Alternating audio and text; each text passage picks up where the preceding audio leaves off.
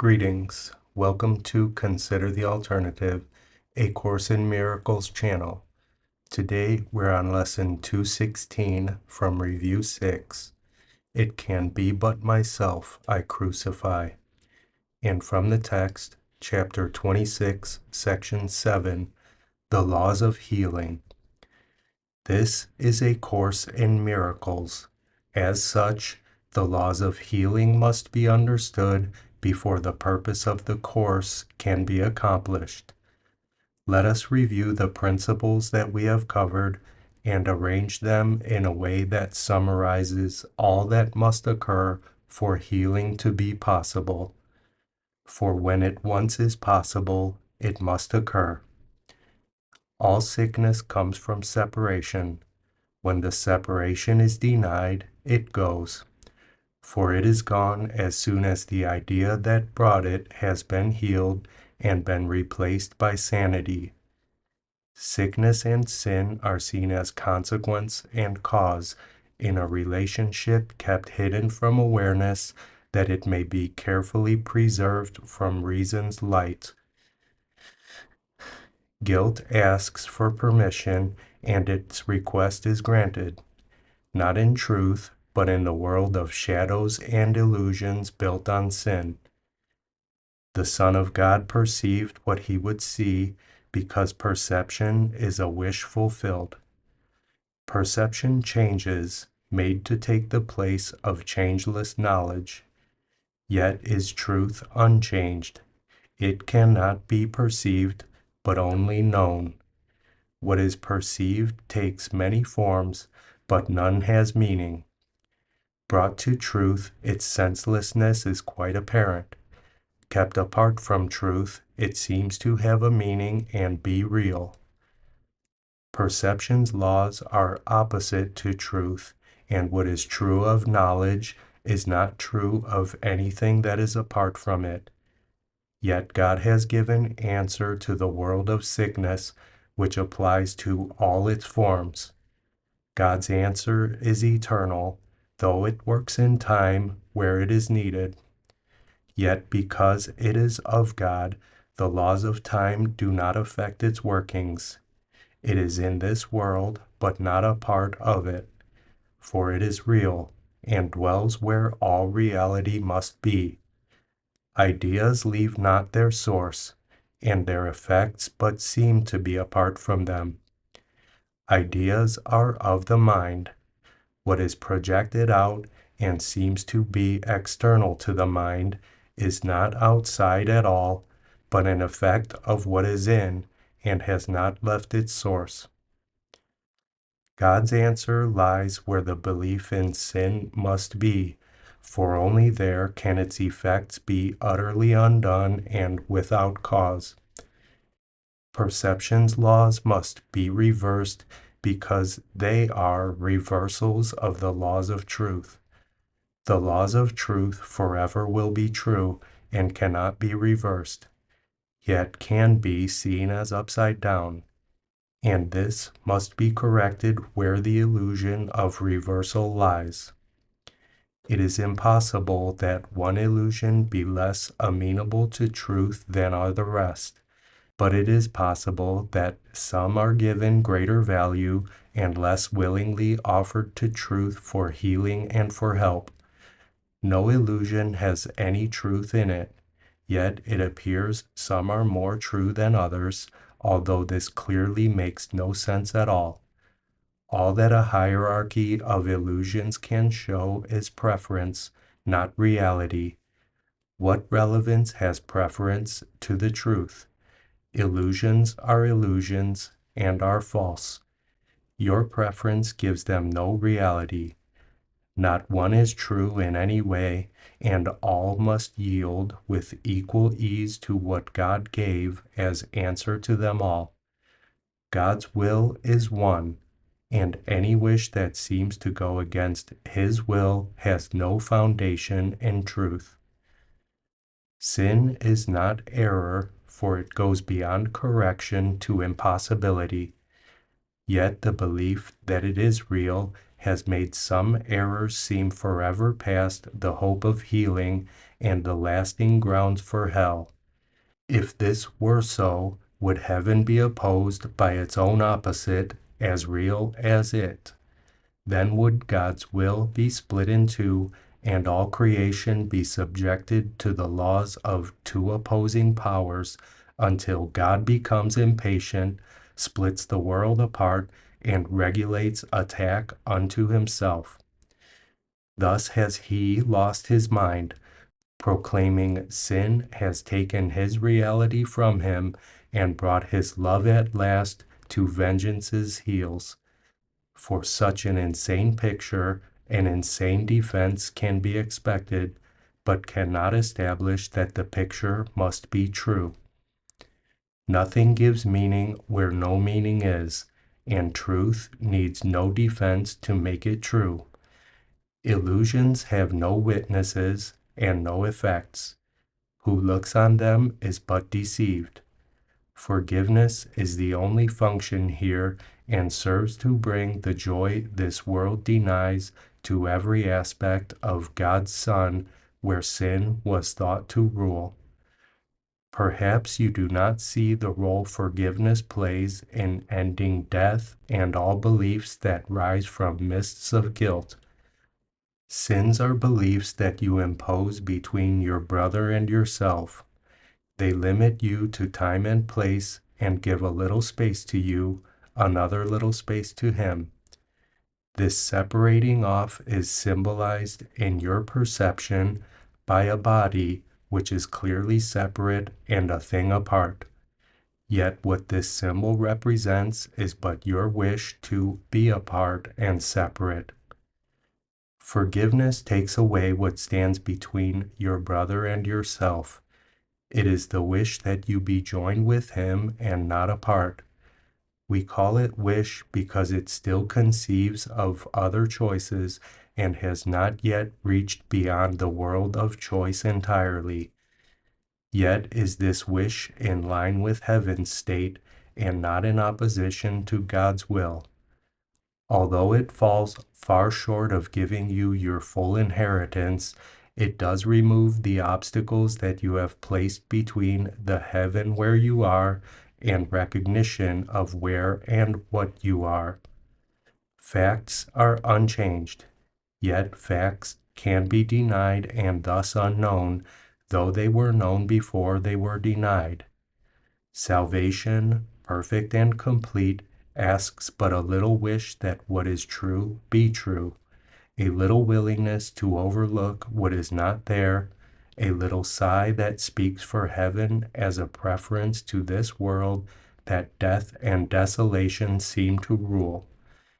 In joyous answer will creation rise within you to replace the world you see with heaven, wholly perfect and complete.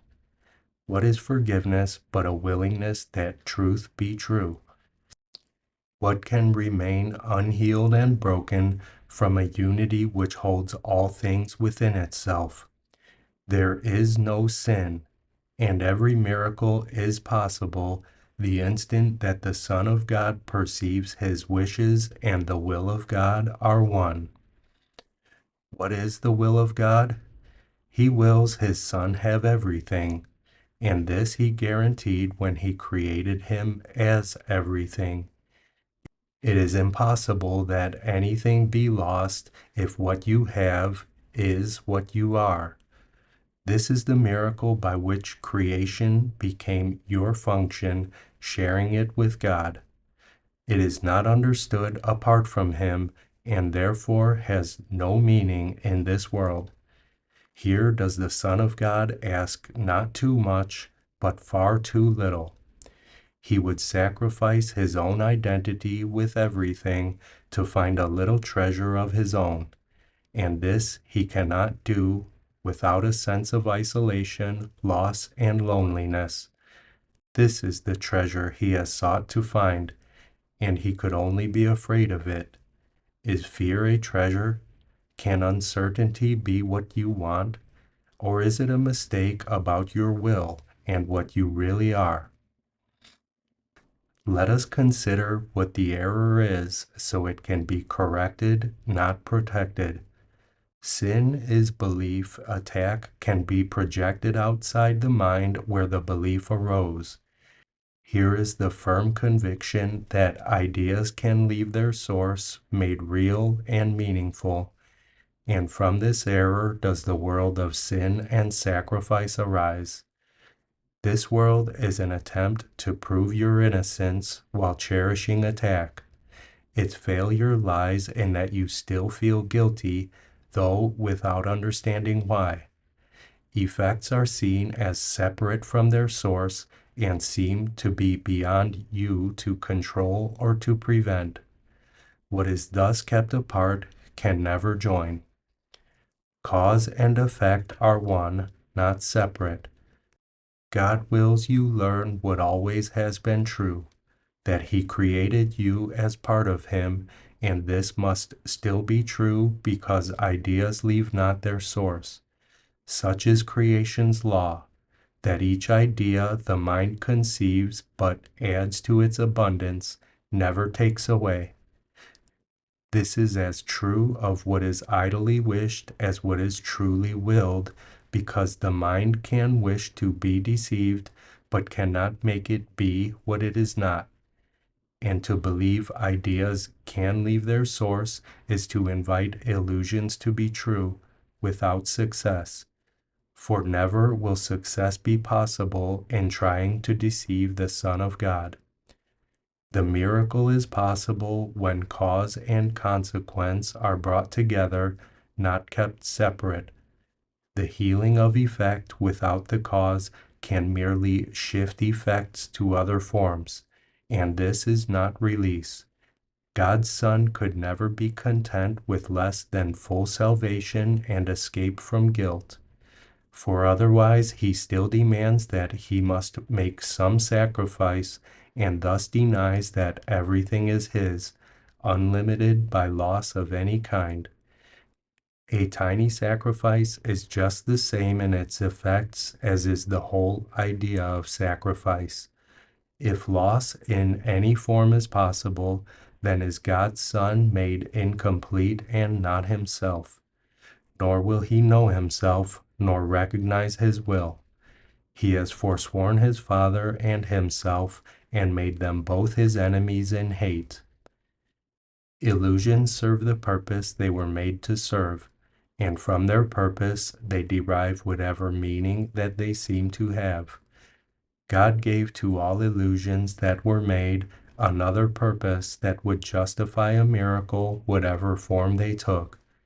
In every miracle, all healing lies, for God gave answer to them all as one.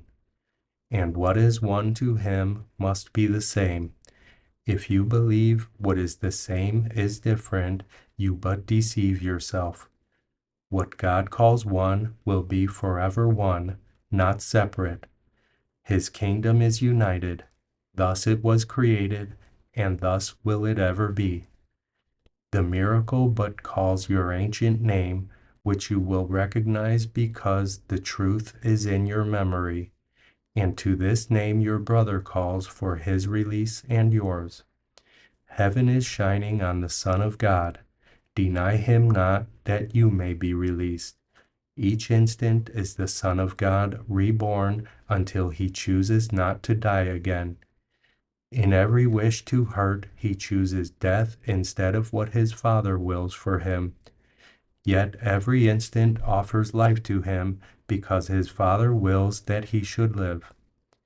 In crucifixion is redemption laid, for healing is not needed where there is no pain or suffering. Forgiveness is the answer to attack of any kind. So is attack deprived of its effects, and hate is answered in the name of love.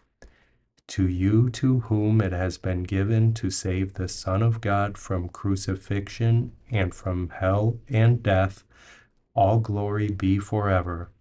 For you have power to save the Son of God, because His Father willed that it be so.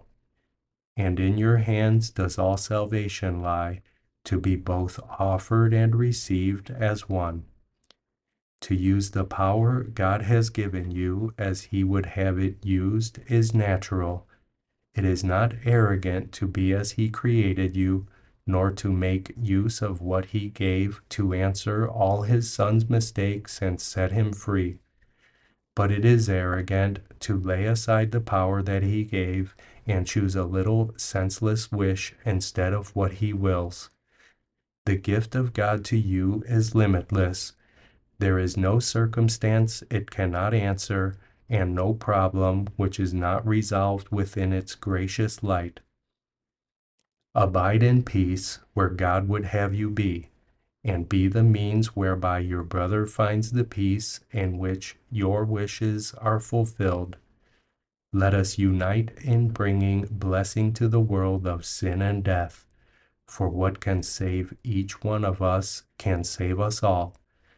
There is no difference among the sons of God. The unity that specialness denies will save them all, for what is one can have no specialness, and everything belongs to each of them. No wishes lie between a brother and his own. To get from one is to deprive them all, and yet to bless but one gives blessing to them all as one. Your ancient name belongs to everyone, as theirs to you.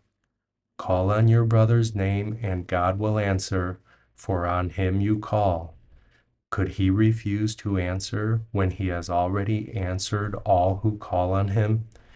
A miracle can make no change at all, but it can make what always has been true be recognized by those who know it not, and by this little gift of truth but let to be itself, the Son of God allowed to be himself, and all creation freed to call upon the name of God as one. Chapter 26, Section 7, The Laws of Healing.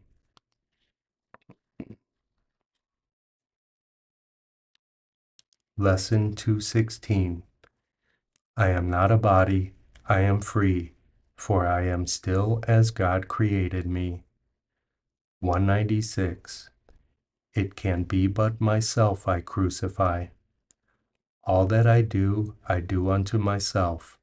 If I attack, I suffer, but if I forgive, salvation will be given me. I am not a body, I am free, for I am still as God created me. Lesson 216. It can be but myself I crucify.